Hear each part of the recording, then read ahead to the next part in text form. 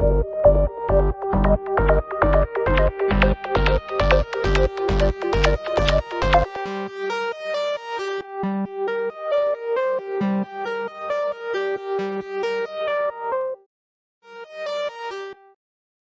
everyone. We are live. Welcome and thank you for tuning into a Women's Touch podcast, putting yours, minds, and everyone else's touch on Women Matters. Remember, we're a no-filter zone here. I'm your host, Adeze Onejime, the editorial and marketing person for Intuition Magazine. We aim to relate to teach and educate, enlighten, counsel, publicize, promote, and empower women. We are a magazine, so check us out at www.intuitionmagazine.com. Intuition is an all-women's magazine. Think of the magazine as an informational magazine mixed with some glam. Seasonal magazine issues. We have seasonal magazine issues and an online merchandise store. So check us out. Get ready for the magazine and take a look at this topic in our newest summer issue. Follow all of our socials at Intuition Magazine. For video podcast highlights, check our TikTok at Intuition Magazine. For the full exclusive audio and video podcast, check our YouTube and Spotify at Intuition Magazine. Want to participate in our video or audio podcast? Check our Discord link in the YouTube description and in the About section on Spotify. And check the Discord for scheduled events. So for this segment, we have something a little bit different. Well, for this episode, we're going to be doing something that's been trending for us at least in America, which is the Roe v. Wade. So for this special episode, it's going to be like a keep in touch segment since we are going to be covering something that's trending. So we're going to be keeping in touch with Roe v. Wade. So this will be a special episode for our first episode. And with the Keep in Touch series, it's going to be something that anything related to anything trending going on, then that will be what Keeping in Touch is all about. So for the trending issue today, Roe v. Wade, it's something that's been going on. And as of recently, according to what we have on our Instagram source, it says, after Roe v. Wade got overturned, women around the nation have been deeply affected by the actions of the government. The lack of access to safe abortions will not stop abortions, yet will increase the dangerous alternatives without exceptions for rape, incest, and the health of the mother. Women are brokenhearted over this lack of respect. Would a man ever get his reproductive rights stripped away like this? So a little background, Roe v. Wade was a court case back in 1973, and it was a landmark decision of the U.S. Supreme Court in which the court ruled that the Constitution of the United States generally protects a pregnant woman's liberty to choose to have an abortion. So with that being said, I was pretty loaded. I already introduced myself, so I'm going to have everyone else introduce themselves and kind of talk about why the topic is important to them. So one by one, someone can just unmute and say their name and why the topic is important to them. Hi, my name is Deidre Lampkins, and I'm the editor-in-chief at Intuition Magazine. This topic is important to me because as a women's magazine here at Intuition, we want to make sure that we're on top of and keep in the forefront of our minds everything that's happening with women. And Roe v. Wade is one of the most important topics that's happening to women right now. It's also very important because as a magazine and as a woman also, we want to make sure that women's rights are always upheld and in the forefront of society.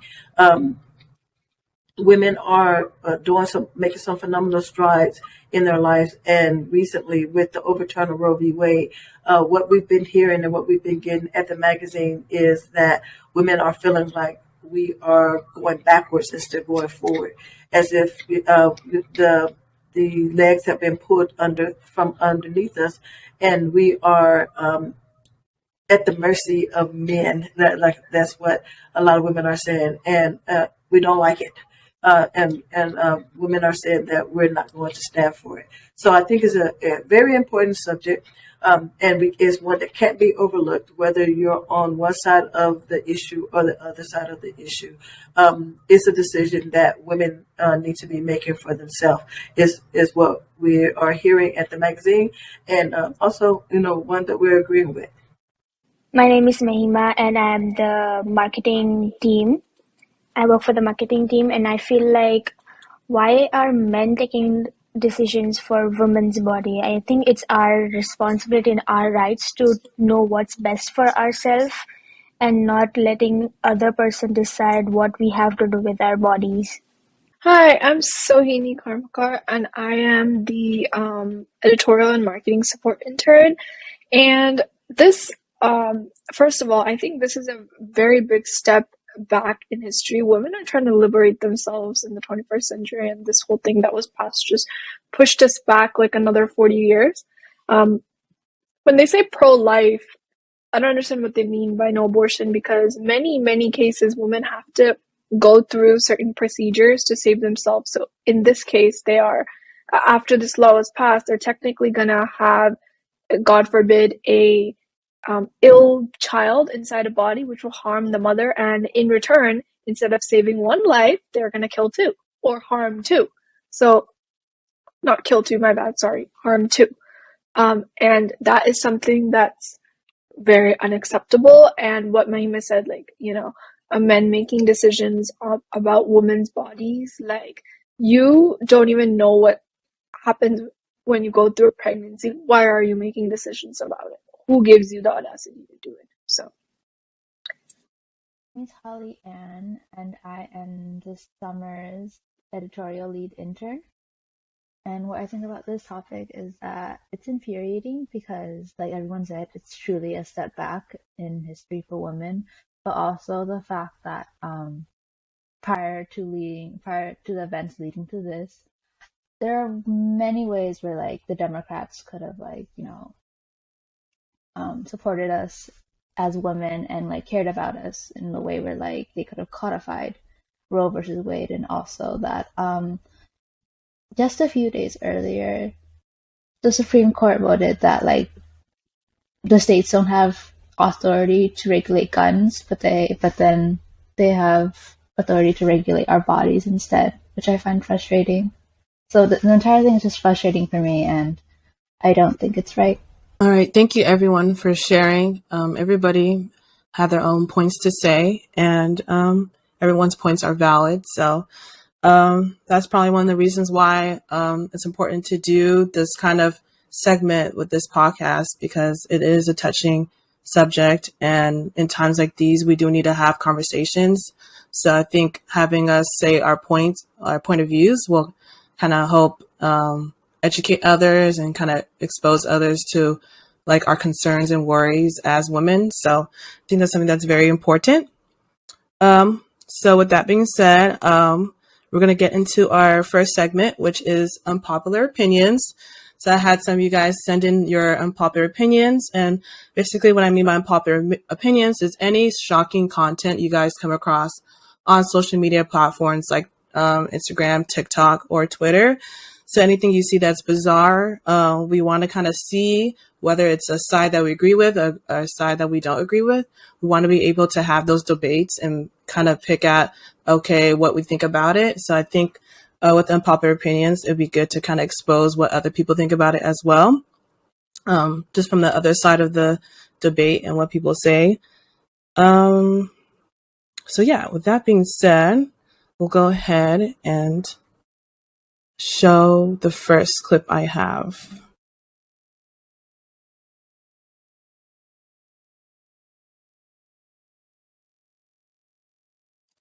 So anybody has a take on that video clip, can go ahead and unmute and say their piece.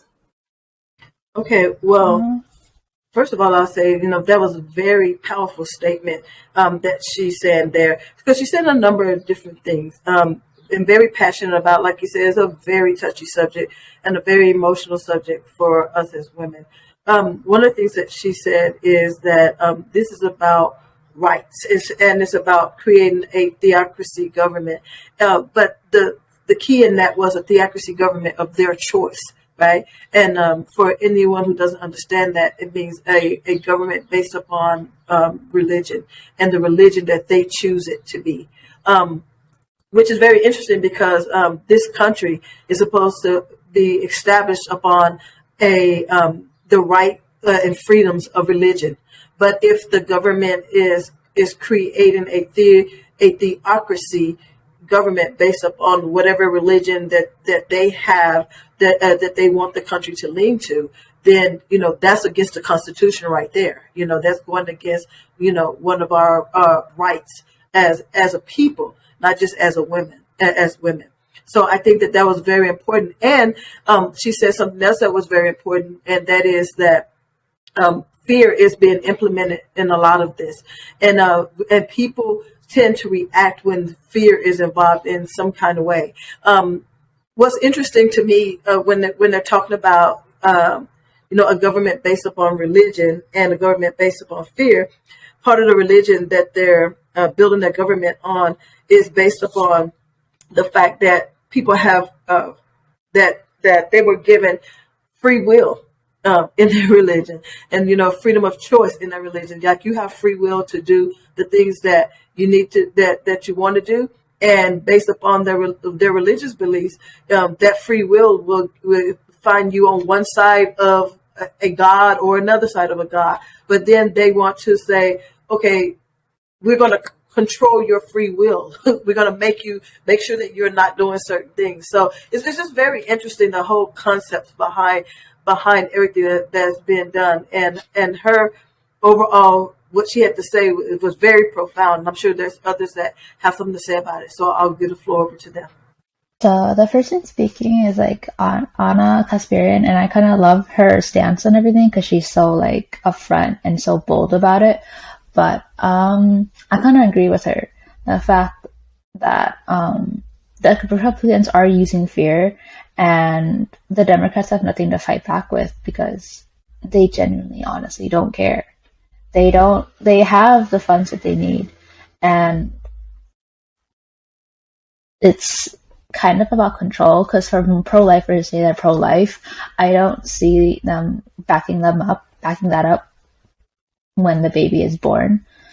And when you say pro-life, I think that's actually like pro-control instead. So I 100% agree with what she's saying. Let's move on to another one. So let's check out this video. How is this justifiable? There's a stigma that pro-lifers are just anti-women's rights, but we're just against being able to kill this. Can someone please try to justify this being legal? I will wait. Yes, it's legal to have an abortion at 20 weeks, but you forgot to mention that according to the CDC, only 1% of abortions are actually done at that time. And they're only really done when the baby is actively harming and going to kill the mother, or the baby's inevitably going to die. 2/3 of all abortions are done at 8 weeks or earlier. Don't call yourself pro-life, you're pro-forced birth. And people are pro-life because it gives women the right to do what they want with their body and their life. No one has a baby for 20 weeks and then is just like, I'm going to kill it now. These abortions are so rare and done when the mother or the baby is going to die. So if you're so pro-life, you'd support this. That's a pretty strong statement. So anyone want to speak on that? You can go ahead. Just to make a comparison, even countries like India, where you're not allowed to determine the sex of the child because of earlier in history, if you had like a female child, they would terminate the child because they want like a boy to carry the name of the family. But even there now, you can determine the sex of the baby. Let's say you just got pregnant accidentally, right? That happens if you're not careful and you don't know what nature is doing or naturally. You can, I don't know the laws, but you can abort a baby up to X amount of weeks, right? What she was saying, that the other girl, that 20 weeks, like you that's true. You don't just like terminate a baby in 20 weeks. That's like what? In your 5th month, like that's not normal at all. So yeah.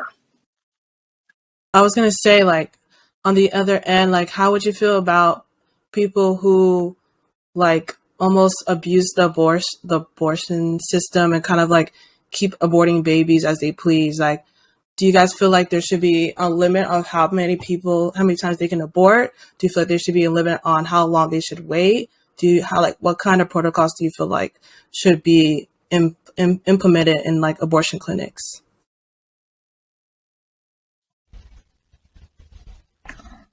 I think like there should be a limit actually, but like I think according to Roe v. Wade, I think not a lot of people talk about this, but after when the third semester comes, which is very rare, you're actually not allowed to get an abortion.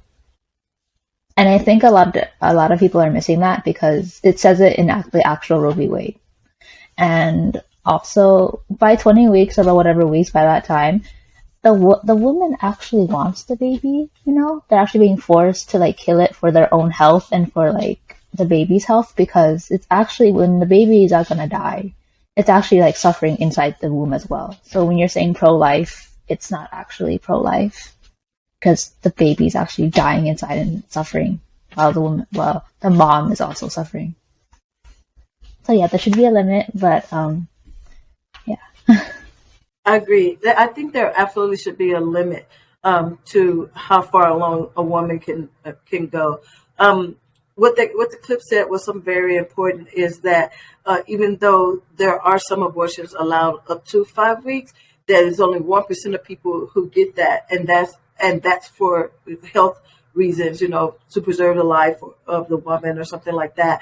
But when you look at like the pro-life movement, many times people are just screaming, oh, you know, at 5 months, you know, these people are having abortions, but they don't know the numbers. They don't know that it's very rare. They don't know that it is happening, you know, to preserve the life of the woman. They don't understand that. And again, that goes back to fear and the thought and also to ignorance in the fact that people just don't know and don't take the time to know sometimes what's going on. So I absolutely agree with her, you know, in some of the things that she's saying.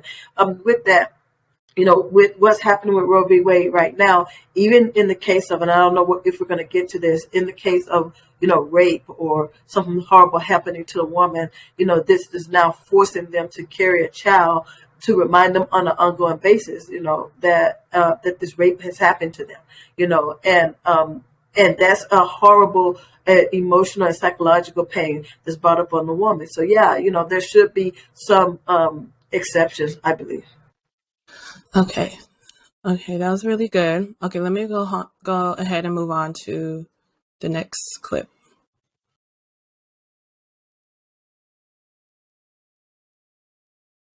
So a little bit on a political take on it, saying that they want funding on the Democratic side, or I believe, and she's like refusing to fund it or something. So what do you guys feel? How do you guys feel about her frustration? As someone who aligns with the Democratic Party, I kind of really feel her frustration because, like, if they really, at this point with the Democratic Party, it's kind of confusing because, like, if they really cared, they would have done it already. Like she said, they could have codified Roe v. Wade like into law like 30, 50, 40, 10 years ago, but they haven't. And at this point, when it's actually it's kind of well been known that it's going to be overturned at some point.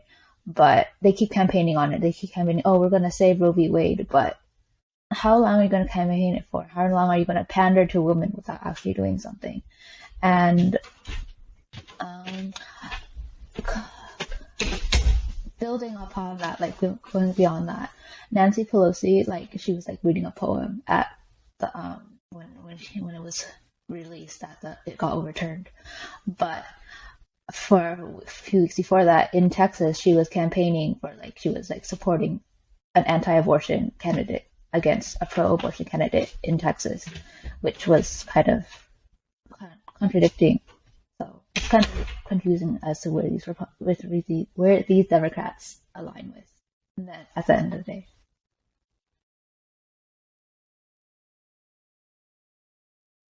So do you feel like the Democrats aren't, or the people behind Biden, do you feel like he's doing enough, or do you feel like there's a lack of support or lack of I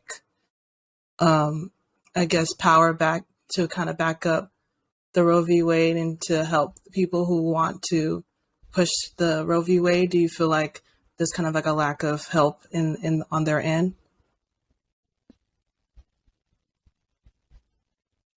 Yes, I feel like a lot more could be done instead of just fundraising because a lot of like what Democrats have said, they're like, oh yeah, I'm pro-abortion, but then they go and like support anti-abortion Democrats just for like power. And at this point, I think it's just like them going after power instead of supporting their actual people that they're supposed to support. And I think that like a lot more backing could be for like abortion and for other things as well. And I also think that there's a lot of hypocrisy on both sides, with the pro-life as well as with the those who are for abortion. A lot of this is political, but we need to understand that as women, we hold 52% of the vote. So women basically sway the votes of the candidates based upon our votes and the things that we actually want. Women hold the power to put people in office and to get rid of people that's in office. And I think that's a very important thing that we need to know and we need to understand. And so, like she was saying on the reel, where was the send $15 or send money, to keep this from beginning in the first place, keep this from happening in the first place. Where was the campaign to make sure that this never got overturned in the beginning? So right now, we're talking about, we need more money, send more money to do this thing so that we can do what? So that we can pay them to get more people in office. Well, the Democrats already hold the Senate. They already hold the House of Representatives. So why can't they write a law right now? Because that's the only thing that possibly could happen, right? So since they have the presidency, they have the House, they have the Senate, then they should be doing something right now to write a law. Because remember, there's 3 branches of government. Supreme Court is just one. And the Senate and the House is the legislative branch, right? Presidency is the administrative branch. So this legislative branch needs to input a law right now that gives women their rights back. And then they got the president who will sign their bill into law. And that's it. It doesn't matter what the Supreme Court has to say.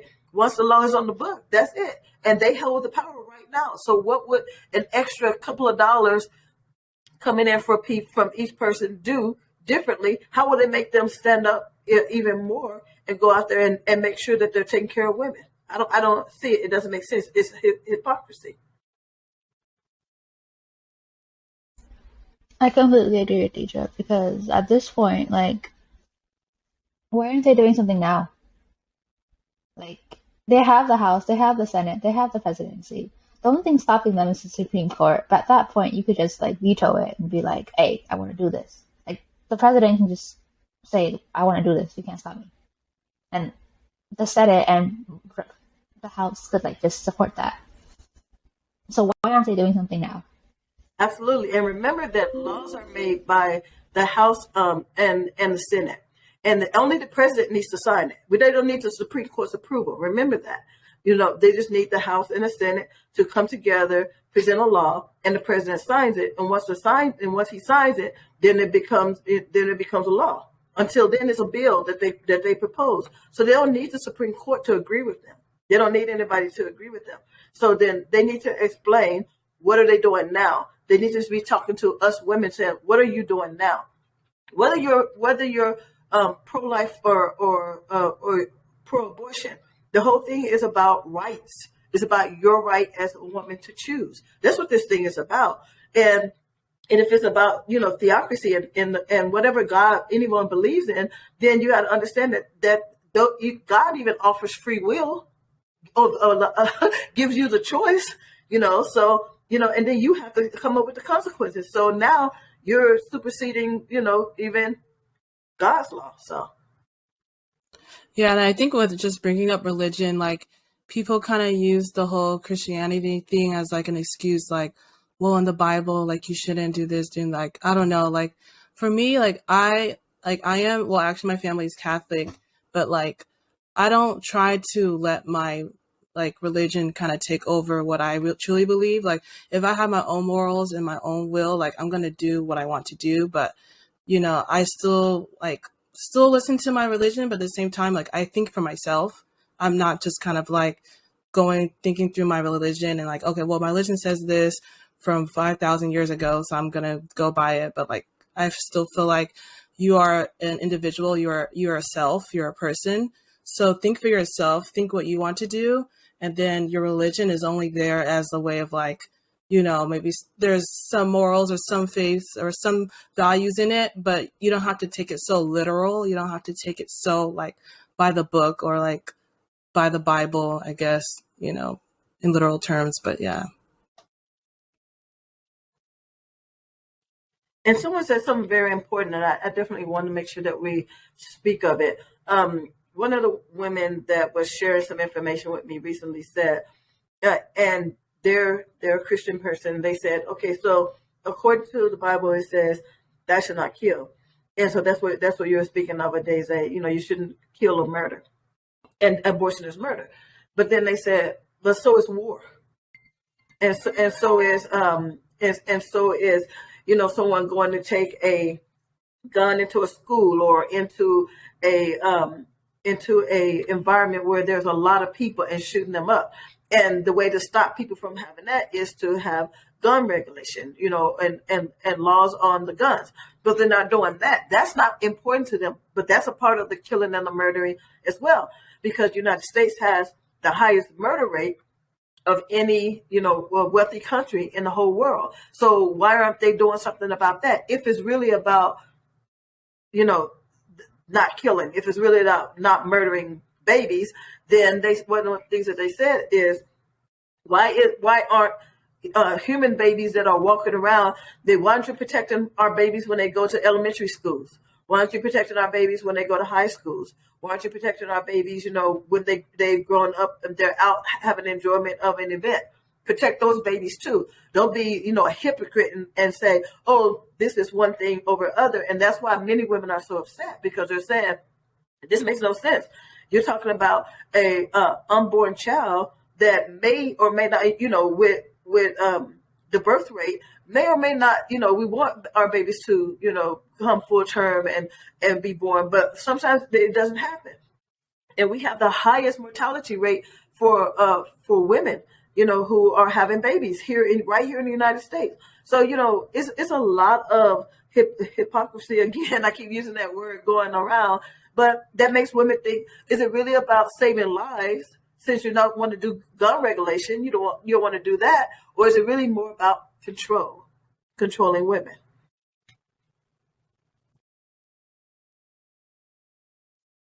Exactly. Yeah, I agree 100%. So let's move on to the next.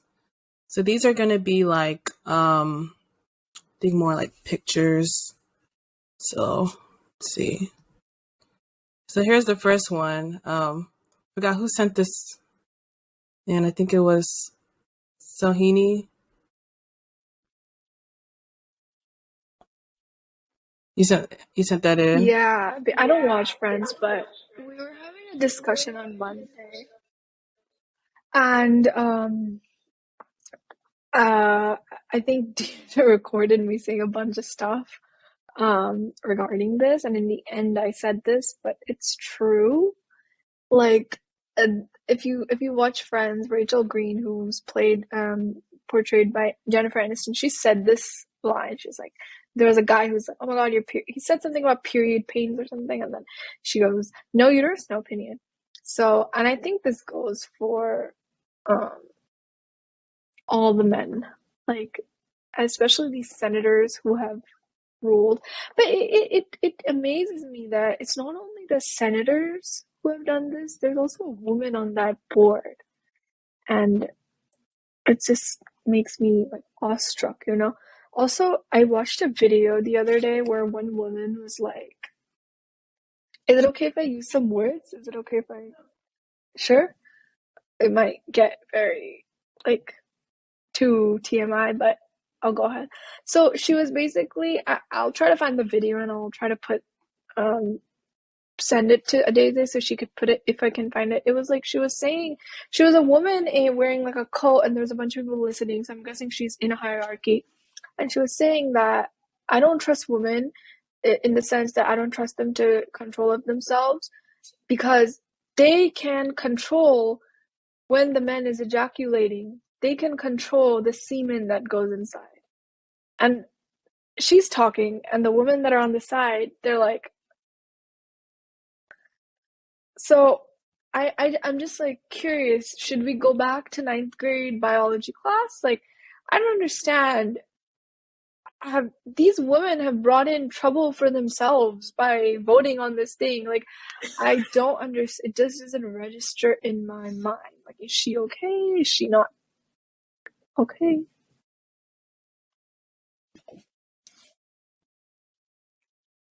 Yeah, although it was, it's TMI, but it's and I still think that kind of goes silly. right back to ignorance. It's very ignorant, of meaning that they when I say ignorant, definitely not insulting, definitely they just don't know. And sometimes when people don't know and they're speaking on things like that, a lot of times when you see it on broadcast and news, they want to they're showcasing. When you see them, the news reporter often is showcasing, the most, I would say, extraordinary comments that a person can actually have. Because before a woman to say something like that, what world are you living in, basically? We have to, it raises an eyebrow, is a nice way to say, at the person. So I think that it's very important that women are informing themselves, which is one of the things that, we hope to do for women who read our magazine. But, another thing is, through our podcast, through other platforms as well, women need to become informed. We're not living in the dark ages. We are living in the age of information. So you need to get some information and become more informed, and then be able to make more informative decisions. And you're right, there was a woman more than one woman sitting on the Supreme Court who helped to make this decision as to revoking women's rights. And you have to ask yourself, okay, what are you thinking? What are you thinking? Are you thinking inside this little box of whatever information that you're getting from, I would say, religion that somebody's told you, that you haven't really self-examined probably for yourself? Or are you thinking about the greater good of women, which is what your position is in that seat? Because in this country, you got to remember, there's supposed to be a separation from church and state. What happened to that? That's what this country was founded on, a separation of church and state. Now you're going to come back and tell us, hey, it's against religion, it's against this, it's against that. But it's a separation of church and state when it's the things that they want to happen. Okay. But when it's not, when it's not things that they want to happen, we're right back to, this is wrong, or this is wrong. But oftentimes those things we want to get back to the whole point, only point the finger at women, only when it comes to things of women.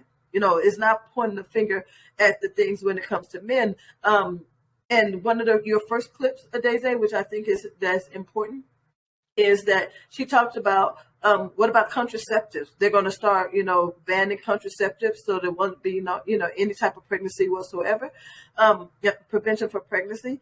And also she talked about, and I don't know if she mentioned, but I've even heard, like, a lot of women are using IVF in order to get pregnant and everything. They're talking about banning that as well. So there's a lot of different things that are going on that we need to be aware of. If they can change the law on this, they can change the law on many things. And I agree with, if you don't have a uterus, you don't know what we go through, you don't understand what it takes to carry a baby, you don't understand what it takes to walk around 9 months, and the sickness and the different things that it does to your body. You don't understand the fact that 74% is the number that I heard.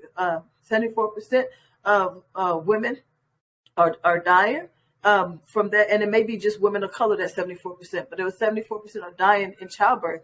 And if you don't have that information, if you can't physically go through it, then no uterus, no opinion. I absolutely agree with that.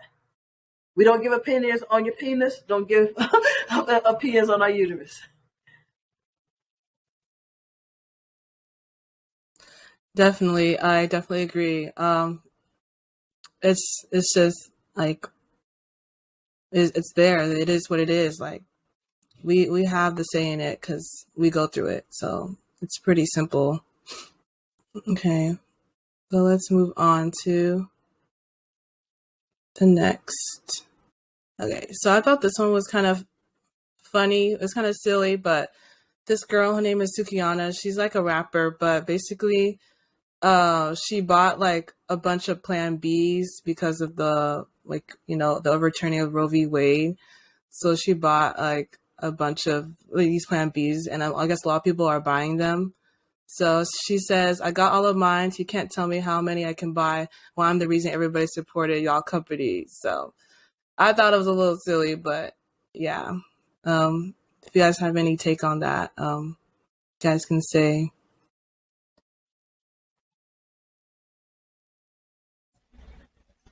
I kind of have mixed feelings about her post because, like, I think Plan B is like at CVS and Walgreens. They're like expensive, right? They're like $50, $60, right? Or they're not. Yeah, I'm not they're sure. really expensive. Yeah. Yeah, and then like the fact that she's buying all of them. Like, what if the people who actually need it, need it, can't get it? Like, there might be a shortage soon, which I don't know. But like also like I think I saw a post addressing like, Plan B and how how people are turning to it. And it said it was like so it's $50, $60 at CVS or like the drugstores. But if you get it at Kaiser or something, even as a non member, it's like over $17. So it's like save a pocketbook, save a life, I guess, kind of thing. And I just want to put that out there. Yeah. Okay, let's move on to. We have a couple of these, so. I feel like if people wanted to get IV or wanted to abort their child, they can go to some other country where it is legal and still get the job done. I don't know why people have like banned over here. People can still travel to other countries and get abortion or get IVF. Mm-hmm. Okay, Oh, this one might be hard I to. think like Oh, sorry. No. sorry. Oh no, I go think the ahead. answer when he was questioned. I think the answer when he was questioned is that like some of these bans like that the red states have that the southern states like Texas or Oklahoma or whatever have like enforced is that like once you come back from whatever state or whatever country you did to get your abortion, they will find out and then they will imprison you and your doctor.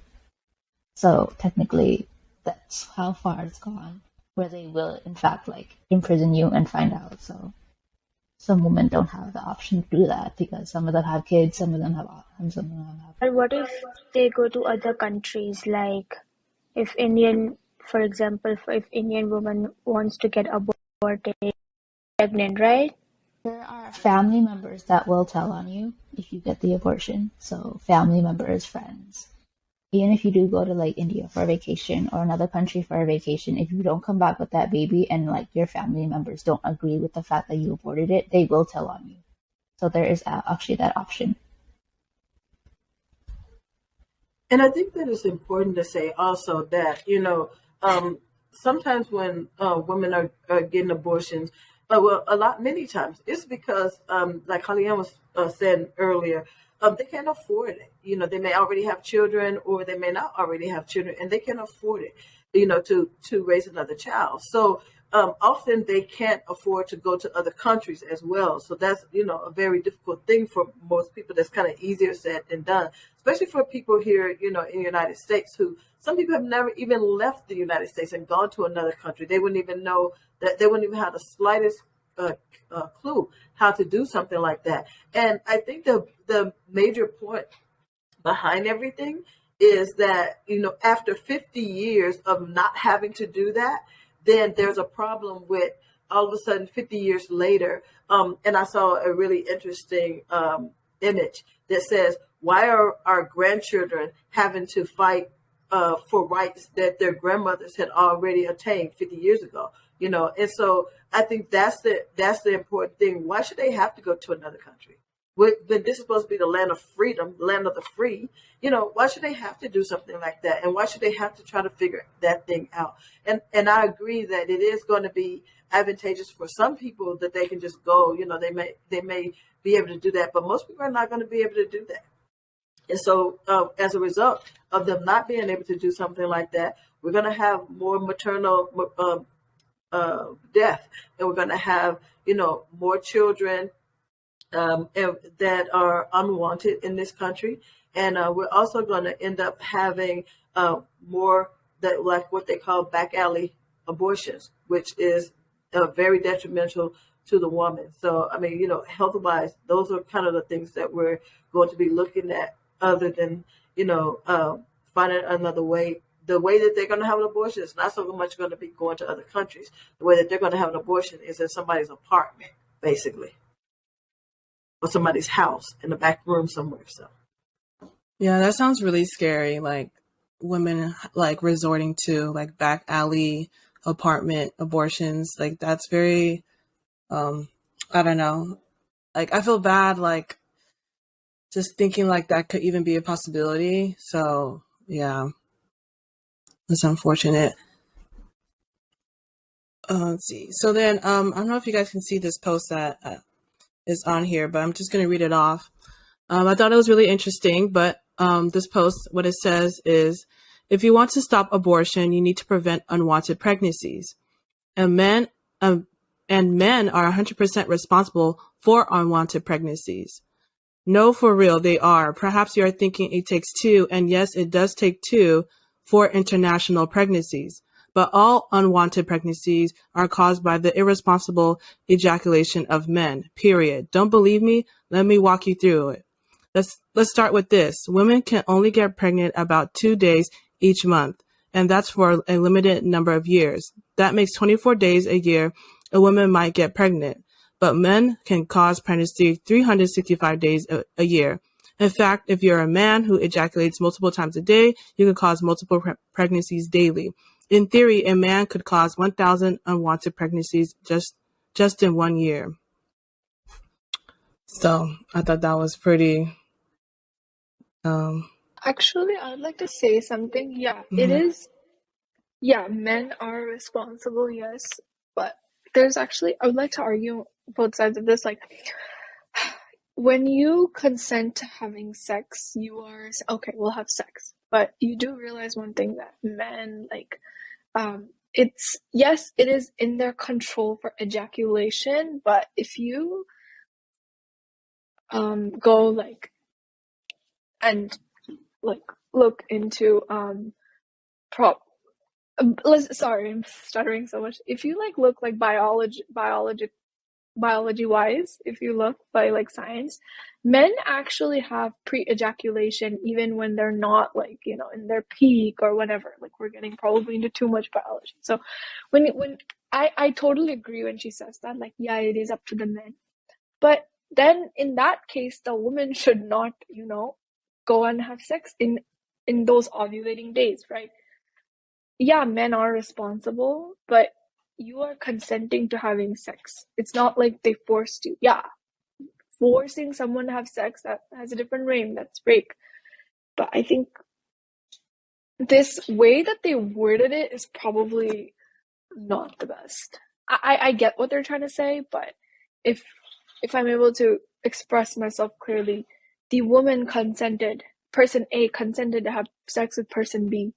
The person B, being the man, he can ejaculate. Yeah, that's ejaculate, but you never know what. That's why they always say use contraceptive. You don't know what. It's not. Men say I'll control it, I'll pull out, but not always it happens. Sorry if that was very, very in detail. I didn't mean to. You can totally edit it out. No, it's okay. I actually marked it. I think it's really informative. I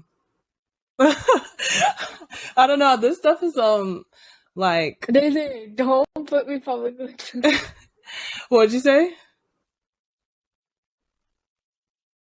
Or if you want I me, said that if you're gonna display this like this and I'm talking about this issue and people are gonna listen to it, so actually I should not be embarrassed, you know what I I was mean? gonna say, oh, if you want me Right? to personally take it out, let me know. Like I didn't know if you Actually, were you know like what? No. being serious. I'm a strong woman, it's okay. Right, like on like what you're saying is facts. Like I'm just saying, like I agree. Like I don't know. I don't know. I don't trust men in general. So you trusting men in the bedroom is something else. Like I wouldn't even do that personally. Uh, Yeah. yeah. Um, But yeah. Go ahead. Go ahead. This is open mic.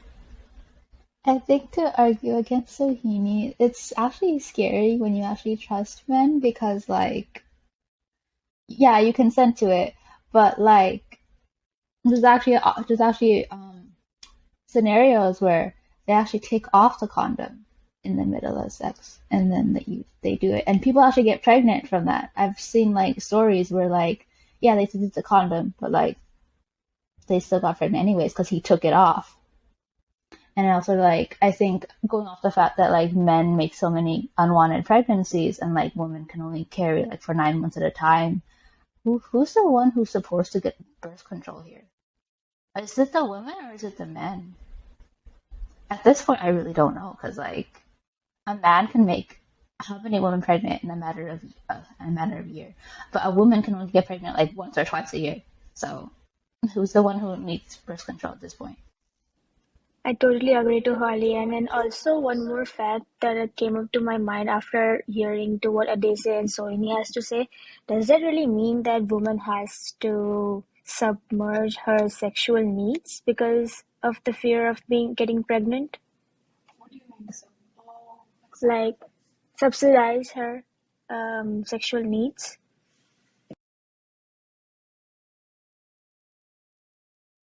By that, do you mean like not fulfill their sexual desires for certain days? Yeah. Okay, I mean, see, the thing is, if you're gonna have sex on your days when you're ovulating, you should. If you don't, and this is if you don't want to have a child and everything, the best thing to do is use a contraceptive. However, you do see that the contraceptive condoms, for example, it says 90 how much percent? 97, 98%. So there, people get pregnant with condoms. If you want another protection, another layer of protection on that, you pull out before you ejaculate. So, I, bottom line is like you're not 100% um safe from anything, like if you don't and I mean to say like pregnancy wise, not anything else wise. This is for people who don't want to get pregnant, so there's always that risk. You're always taking that risk, so you can't have too much of everything. Too much of anything is bad.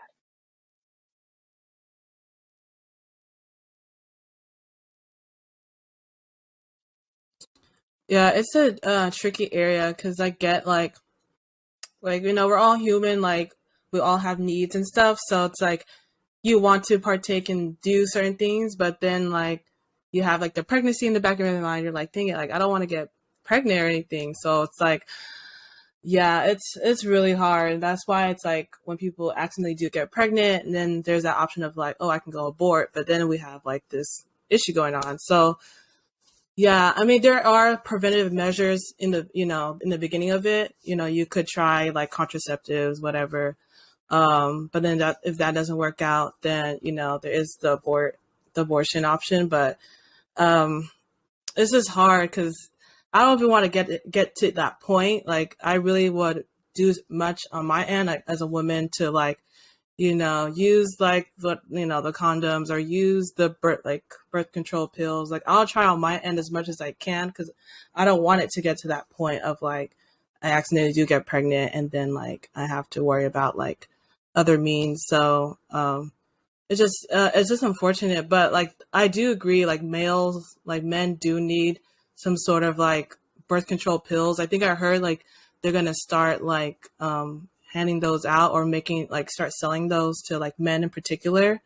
um I don't know like when that's gonna be taken in place, but I think men should take more responsibility in terms of like taking, whether it be vasectomies or pills, and like that should be enforced like more. I feel like these days. So what you're saying is, if they're going to stop women from having abortions, then men need to do something to stop getting people pregnant.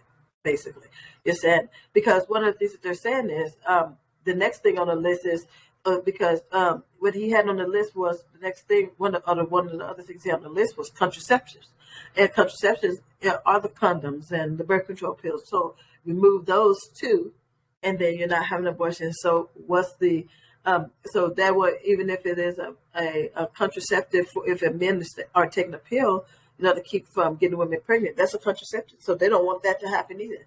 So what do people do at that point? I mean, I hope they do look at contraceptives and try not to take that away, because if that's taken away, then we're really in a tough spot. Like that would be I feel like that would be really hard to navigate, and then you're gonna have a lot of people fighting battles about wanting their pills now. Like we're fighting about abortions, now we're fighting about pills. So it's going to be an ongoing battle, and it's going to be a hard battle. But I hope there's higher ups, people in the Supreme Court, people in power that can overlook, and see people are struggling and people are really needing help. So let's move on.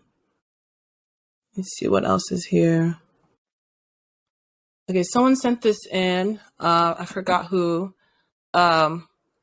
But they said, but there are some women that are glad that Roe v. Wade was overturned by getting abortion. They're taking God's role in life, and God put that baby in them for a reason. If that baby dies inside the womb, then that was God's intention. So I think we kind of touched on this, the religion thing, but yeah, people actually really do think this way. So. Yeah. Wait. I said that one. Oh, go ahead. No, you go ahead, Suhini. God never had sex with someone, humans did. I don't really know the answer to that one, but for this one, I sent it in because there's actually I saw under a post. This was a comment under the post. They're like, oh yeah, actually, I'm glad that it got overturned because you're hurting the baby by getting the abortion, and you're taking God's role away from that baby. And I was just like, what twisted way are you thinking? And she got so attacked, and the fact that it was I don't know, a 13-year-old commenting that was kind of astonishing to me. Yeah, and then I think we touched upon it, but the religion aspect plays, I think, a role in this because I think I saw a video before back in 2018 that was I don't care if you're Christian, I don't care about your religion, as long as they said that I would fight for your religion, for your religious freedom, but that doesn't give you the right to use your religion on me and my rights. So, yeah.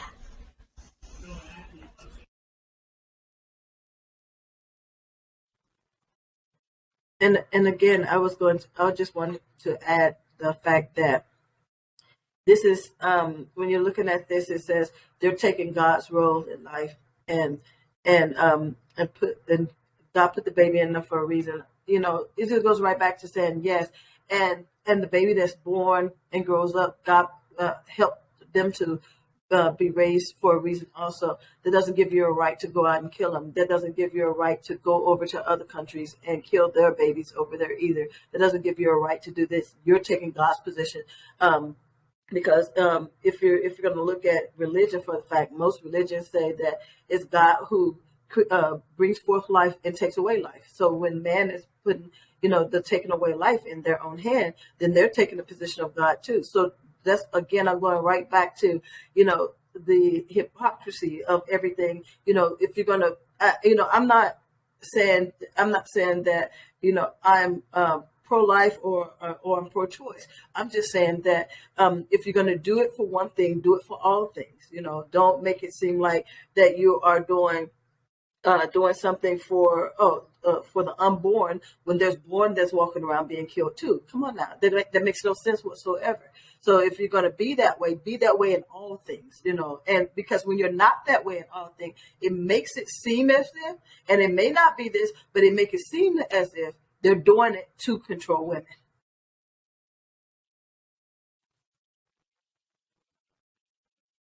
Yeah, of course it's controlling women. Like, do we go and tell men, hey, on these days of the month you cannot have sex? No. Or you cannot ejaculate? No. So why?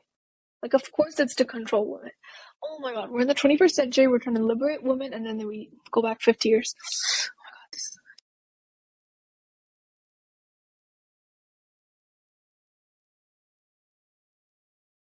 Okay. 100%. Okay, let's move on. Let's see. I think there was another quote someone picked up. You comment on people who say like, "Oh, she's PMSing," or Like PMSing in like mood swings. Yeah, well, you know what? Do you have your period? Do you have your hormones messed up? Do you get mood swings? Why are you commenting on this? Why is the guy commenting? I don't understand.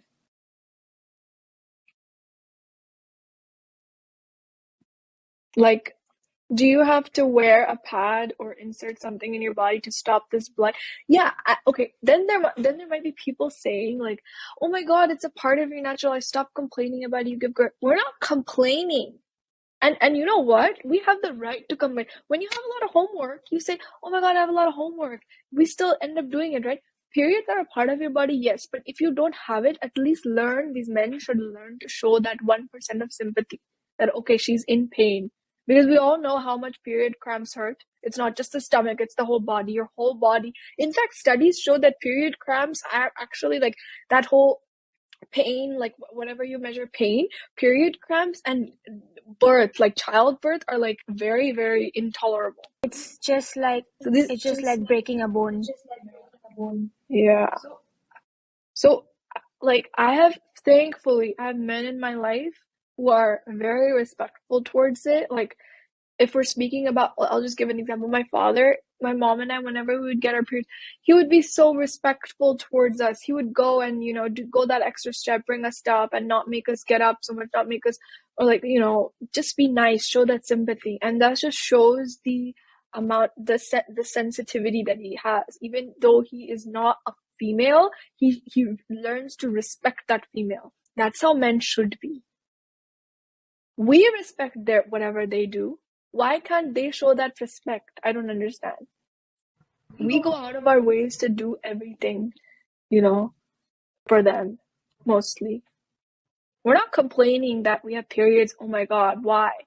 It's fine. Nature has made us like that. We have periods, they have, whatever, together we have a kid. It's nature. But like, learn to respect that. I think that's the biggest thing. And I think that this post is saying something in a way that is meant to be very negative. I think, when women are strong, when they're opinionated, when women have something to say, often men feel like, oh, she must be PMSing because she has strong will or she's opinionated. And that's very insulting because women have something to say when we're not PMSing. We have something to say. And so to use that as a derogatory meant about when women don't agree with a man on something or when they're opinionated about something is very negative. I understand that a lot of women go through this, and it's been an ongoing thing that women are, luckily some women are starting to teach, men certain things that to let them know that's insulting. And, for you to say something like that or for you to do something like that, and then say, oh, you must be on your period.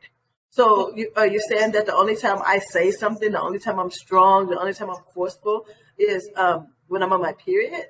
And so it's meant to be a derogatory thing. But, as women, it's ignorance, but it's ignorance that we can't let pass. When we're in the business field and we're working with other people, and they have this thing to say, we have to, sit up and say something to them and not let this, let them get away with this kind of talk about women.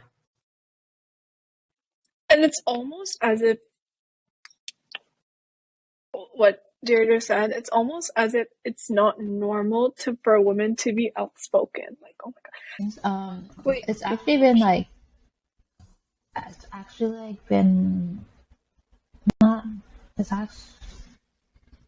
equivalated that like having period cramps is like equal to having a heart attack, which is kind of surprising to me. And also, like, my sister and I have an inside joke between my family and I. A lot of between us two and our mom.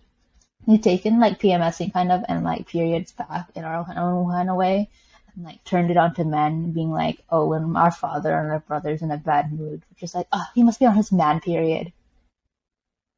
Or like when someone at work is or rude or just a person, it's just like, oh, he must be on his man period. Don't worry.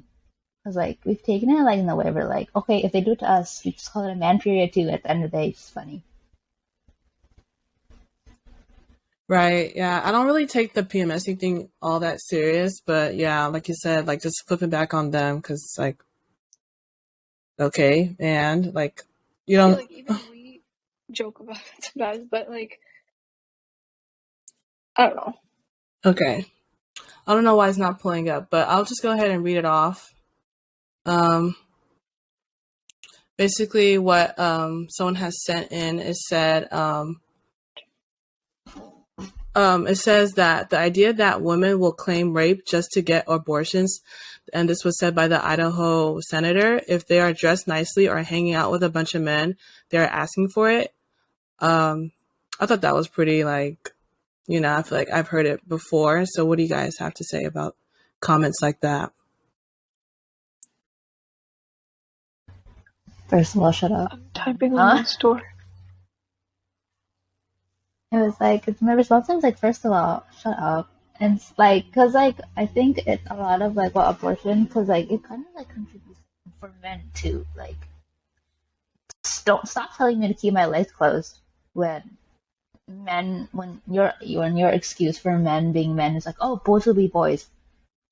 I shouldn't have to like fear for my life and like get raped and then like have like get an abortion to like not deal with like the fact that I'm probably gonna be pregnant, because like it's hard to think about it. It's a very touchy subject, rape and abortion at this point, because like it's just he just talks about it so casually, and I'm just like, wow, it must be nice.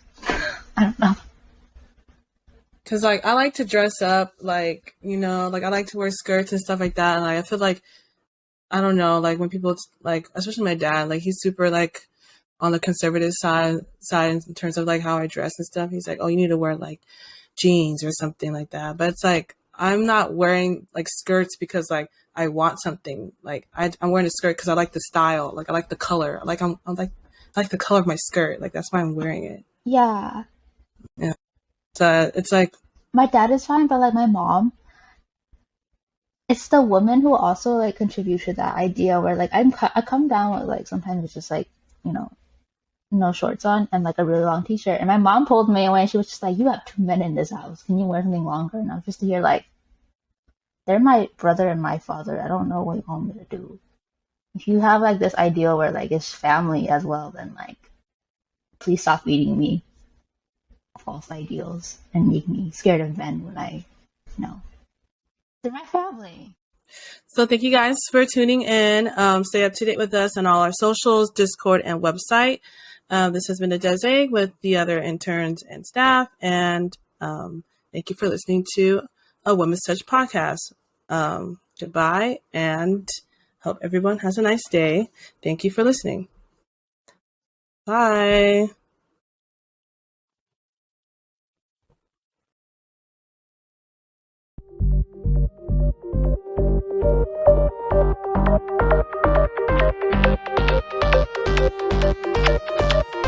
Thank you.